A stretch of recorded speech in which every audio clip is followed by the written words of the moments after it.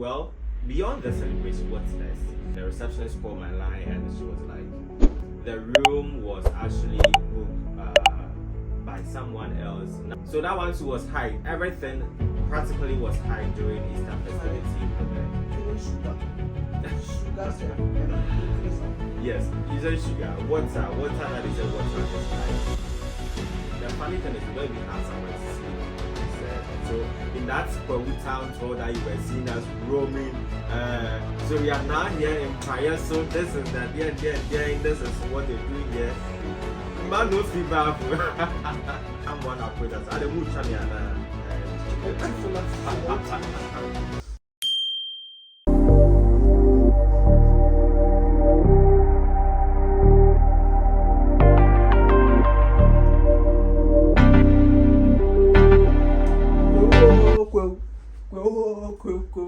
Really? You still talk about Kwahu upon all we went through.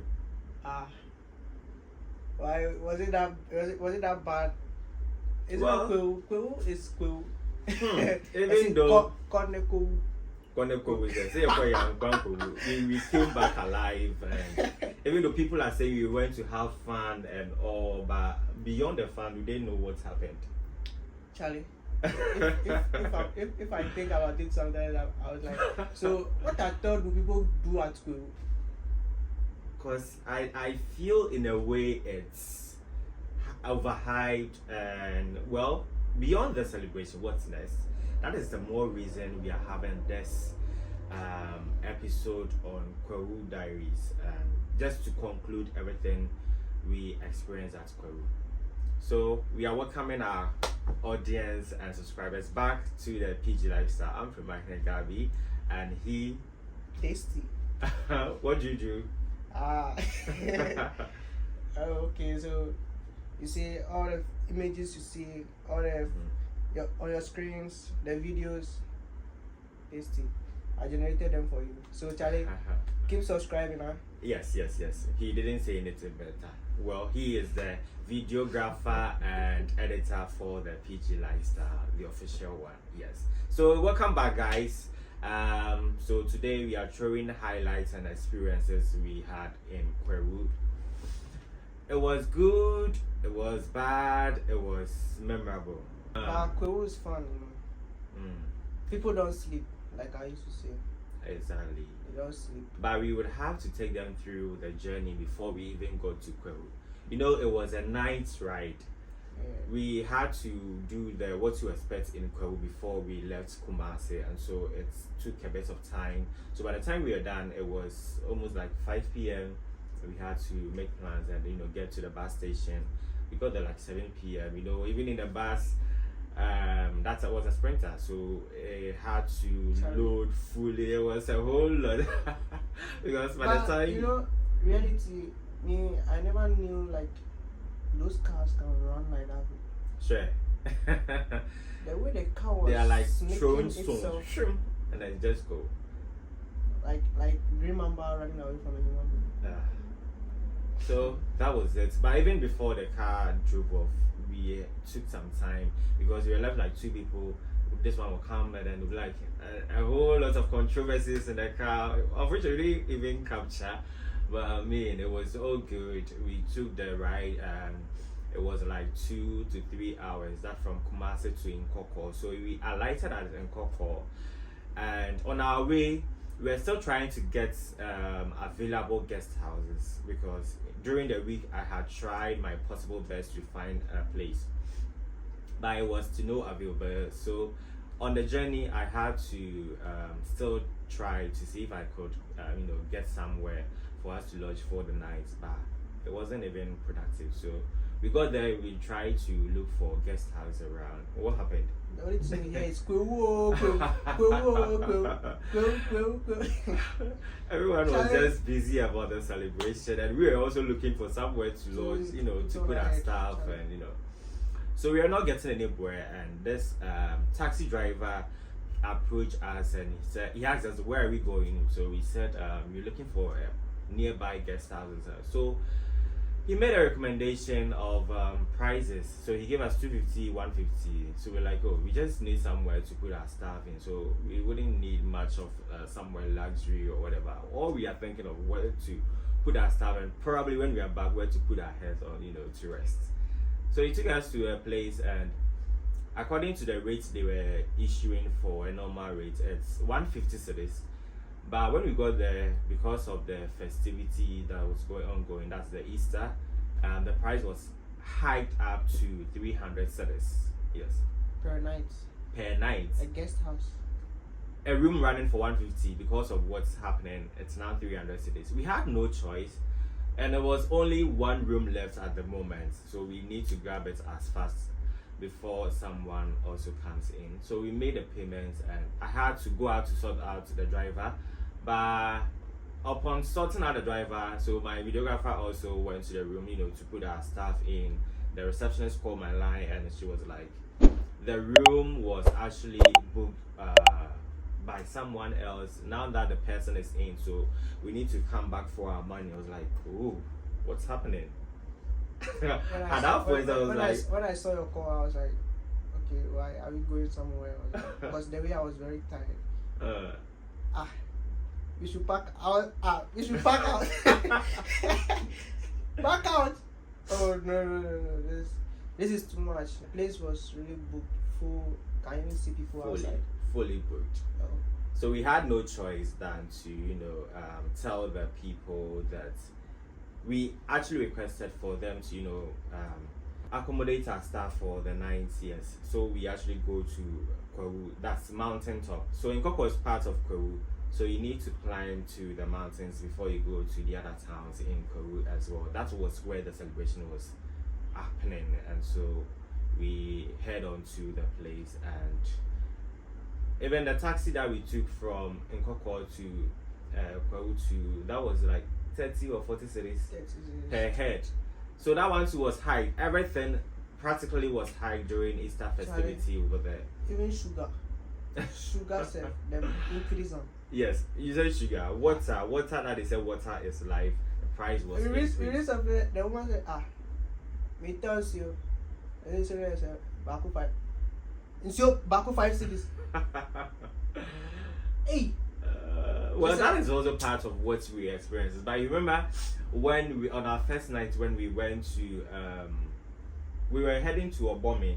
Yeah. And in a car, it was traffic. There was a traffic jam. In fact, there was no movement. The cars were practically stuck, and all you can do is to probably get walking. But then it was raining. How would you walk? So we had to be in the car, and the driver just managed his way out. And where he had to drop us, it was like, we need to drop here. But it was raining, and we were feeling reluctant. It was like, and I'm just having to go back to Nkoko. I said, once you are having that's Nkoko. Yes.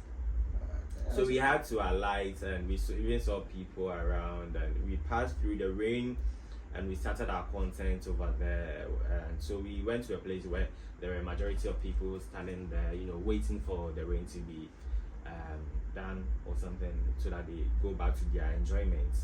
And so we also stood there and bought some Aibe biscuits, palm wine, Kusiani Moko. Oh my! But can you guess the time we ate those? It was like 2 a.m. 2 to 3. 2 to 3 a.m. We didn't even have like running or something, I think the weather has already accumulated everything. But yes. That place is really chill. Very cool. I see. After the rains, we stepped out and we had to tour the city. That's Obome. So that was the center for the street carnival. So we did a number of nightclubs. We first went to one. I don't know if I do recall the name. You don't. Yes. So that was where we had some kebabs and drinks, and later on we went to other nightclubs as well to also feel the vibe as well. The one in Bounce. No, I didn't go there. That's the T2 bar. Yeah, yes, for T2 that one bar. I remember the name T2 bar. Yeah. Yes. Some yes. bouncers over there, child. Them get muzzles.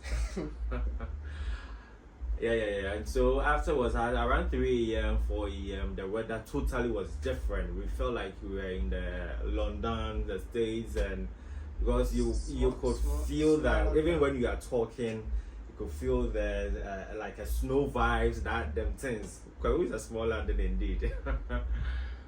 So afterwards, we had to go back to Nkoko, and the funny thing is we don't even have somewhere to sleep. So we need to go and check on our staff, and we what happened? So at the guest house they had a pub over there, and there were some chairs over there. So that was where we had to chalk for that period, dawn to morning, and rest a bit because we are not having any room. So when day broke, we had to go to the reception, had our staff, and we changed. We didn't even get something water and some stuff to shower down. We had just had to I was surprised when I saw my boss sneaking into that pub. The place was locked. I don't know how he did it. He just did some small magic and he opened the door. And we entered. That was the only, because at that time the only thing I was thinking about was somewhere to lie. So upon all means I need to enter that pub. And then we entered, and But he was scared. He was scared. When he was me, I wasn't scared. But I just don't want to open it. He wanted me to be the one to open, if anything comes. On the yeah. Hey, no, that's sellout. I see. Okay. It comes with responsibility, so how I would do well, so we are done wearing our stuff. We didn't even shower, like I said. So in that Kwahu town tour that you were seeing us roaming, so we are now here in Praia. So this is the there, and this is what they do here. Man, no feedback. It was funny, but I mean, we still had to keep in shape and to look good and smell good as well. And we did the Kwahu town tour. We started from Atibie, where they take a car to the Ojianoma for the paragliding, but we're not going there at that moment. So we did a Kwahu town tour. So from Atibie we went to Impaya, so then we went to Obome. We were almost getting to Obo. Then we went to Abetifi. Yes. So when we went to Abetifi, that's all for the town tour over there. So when we went to Abetifi, we saw this Sobolo spots over there. So we were just passing, and I just asked the woman I just asked her, oh, can we take some for free? And she was, oh, come. Just a strategy, and she gave us some, and it was so good. We had to buy like 3 cups, and she had some special mixtures over there. It was I couldn't stop drinking that one, so it was so really good. Wherever you are, shout outs to you. And we went to the Abetifi Stone Rock Age. What's the name of it? Rock City. The Rock Age. Rock Age. But along the stretch, you will see Rock City, the biggest hotel in, is it Africa? The whole Africa. Yes, the whole Africa. It's right there in Kwahu, in Kwetia. That is the town's name. So we went to Abetifi, the Rock Age. It's like they use mountains to decorate human beings. According to them, some years ago, that was where people were living, and so upon the curiosity of the owner, he actually digged into it, and they found out that there were some human structures and all, and they decided to develop the place. And so if you're going to Kwahu, you should add to the places to visit. That's why we have that spot part of the places to visit in Kwahu. So from there, what do you next? I think we came back trying to find a place. Yes. Obviously, we are still taking content and we still don't have a place to stay. So lucky enough, I have a friend of mine in Kumasi. So she also said she'll be coming to Kwahu to celebrate the Easter. Patricia, shout outs to you. Hey, Patience, shout outs to you. I was like, hey, Pat. She was our savior that evening. So I called her and she said, oh, she's in Kwahu. So I asked for us to bring our staff over there. Not even for somewhere to sleep, but just for our staff to be kept at a safer place. Because it was quite a distance, going from Kwahu or Bome to Nkoko. Even the prices you are paying for transport, the stress and all. I mean, we really went through a lot. A lot. A lot is even understated, So we had to bring our staff to the place, and it was actually her friend living in the house. And lucky enough, when we got there, she said we were so lucky. They have a room, a vacant one, and so we can put our staff there and even sleep there. I was like, oh, our angel is here to save us. And we had to, freshen up now. We have water to bath, the energy is back. So we did some nightlife, and we started with a live stream from Imprayeso to Obome, and along the stretch we were capturing, and this thing with live stream and camera and working in the public, all the obstacles and perception it comes with. Along the stretch, I think someone approached us, and these things don't come in the content.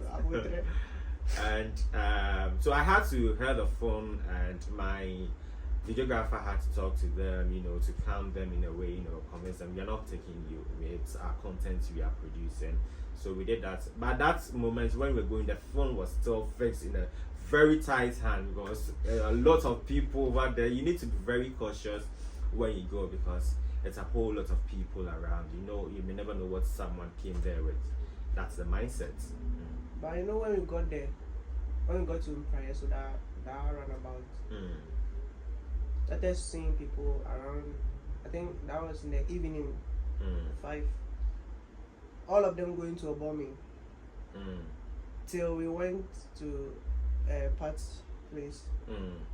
Came back, people still going to a bombing. Of course, for during Easter they don't sleep. When we started the live, people still going to a bombing. As if that place is some paradise. As people were in their car thinking that their car will be moving, so I'm like, if I were you guys, I'll probably park the car and be walking, because there is no way you can even get access. Okay, so we got to the center for the street carnival, and I think they were having some shows over there. There was different places. They were having activities. I think Kwahu Smoke was performing at one end, and other artists at Rock City too. They were having events over there, so you have options to select from. So we went to one of the places, and I think we were still doing the live stream, and we had content taking over there. And afterwards, we were so exhausted, because the first night we hadn't sleep, and we're still working. Now we need to find, so we did just have night, and we just head back to the residence. We had rest over there. Yeah. The next morning, what happened? The next morning, I think we went to the paragliding. Yes, so we had to pack our stuff over there, because we thought we've had enough of what we were supposed to do, even though we still had more to do. But looking at the circumstances we're facing, and with accommodation, a whole lot, so we really didn't have to be keeping long over there. You don't even have somewhere to stay, so we're just thinking about our accommodation in Kumasi. Just go back to your place and rest, so that sometime when you're ready to go back to Kwahu, we just prepare fully. So we just packed our stuff from the residence, and we head to the paragliding center, and that one is at TBA. So you take a car from there to the Ojianoma over there, and experience the paragliding. When we went there, I think he would take over with the activities with the paragliding. What happened? So there is just people flying in the air like birds. So before we go to their station where they do the paragliding, there are this abiding over there. They have to stop everyone who come there. You pay a ticket before you head to the mountain. Yeah, it was 10 cities. 10 cities per head. head. And if you're packing, 15 cities. 15 cities. So I think we were overloaded in the car, so I have to drop down and walk through the barrier. But before I go to the barrier, I was just called to pay 10 cities before I enter. I was like, no problem. They even asked me to sit, so for a car to come, so I bought some. But I told them my brother is on the way, so they shouldn't worry. So I have to walk a bit before they came to pick me up. So I think at the paragliding, when we got there, the place was nice. The road was untied, and was even imagine what are they using all the money they're taking for. But I think the driver was like, It was the community members that were regulated. I was even scared because the way they constructed the road on the mountain, Charlie, you know that Kwahu is on mountain. So and that side it's also on another mountain, so you very are like high. Very high. And the car has to, you know. But the road too is not like as they didn't do it crowd. They just use the grader and Charlie. We hope they extract all the money they are getting from investors like patrons, clients, customers, and everyone coming there to construct, because it's a sight to behold and they need to construct the road as well. So when we go to the paragliding center, the place actually looks very nice and welcoming because there are lots of people over there. But here's the case, we don't even know where to park our luggages. Still have our luggages on us. I think we had to speak to first one lady with a cocktail, but then but she said she can't. She wasn't that welcoming, so we didn't even ask her. Her expression alone tells. So I went on to grab some cocoa tea and asked if we can even drop our luggages there, but they said due to how people are coming in and out there, they are scared. They can't have a right to focus on it, so we just have to keep our luggages to ourselves and Charlie. Go wherever you want to go. Even if you want to fly to the sky, you have to take your luggage along. But God willing, we met the DJ. Lucky enough, we met a DJ where he gave us a space for us to put the bags. So shout out to the DJ wherever you are. Sure. Yes, anytime you come to we'll definitely get in touch. And so the activities were ongoing. I think when we were going, we thought the price would be like 300 to 500 cedis, but it was 1,350 cedis. Yes, wouldn't that be a cool 1,350? But I mean, if you're in for adventure, if you know Aviator, if you're in for adventure, it really doesn't matter what you're paying for because it's experience, and it's just a day something, so you definitely pay for it and experience as well. So I think it was fun. The people having other activities like but unfortunately, games. I think the wind wasn't enough for them to operate, so they had to reschedule those who have paid at that moment. We couldn't even get to explore the other sites around the place because it was also cloudy as well. So even getting a car was a problem. So we got this Okada, and on our way, Albert had recommended Rock City. So shout out to you, Albert. And on our way going to Nkotia, it started raining, and being in Okada, all the challenges it comes with. So when we got to Atibi, we got discouraged, and we decided to drop there, get in Nkokor car, and go to Nkokor to get Kumasi car. But when we got to Nkokor, it wasn't even raining over there, so we did Nkokor town tour over there. So you need to expect that one as well. We did food tour in Kwahu as well. Sure. So in the evening, we started with Kusiano Moko. We did palm wine. I did biscuits, and then head on to the nightclubs where we had some kebabs. It was so juicy. I'm like, oof, what did he add? the kebabs over there, they're challenging. They're nice. Yeah. So the next morning we did the wheat bread and milk. You have any shout outs to give? Yeah, Charlie. Shout out to Emanuela, the first lady I met in Nkokor. So later in the afternoon we had some sobolo. So it was a tryout, and later on it was so good I had to do like 4 bottles.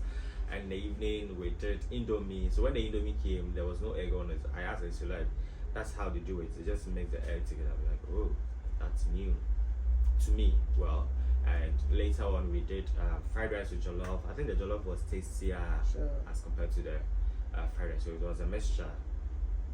And what other food tour did we? That was all for the food tour. Yeah.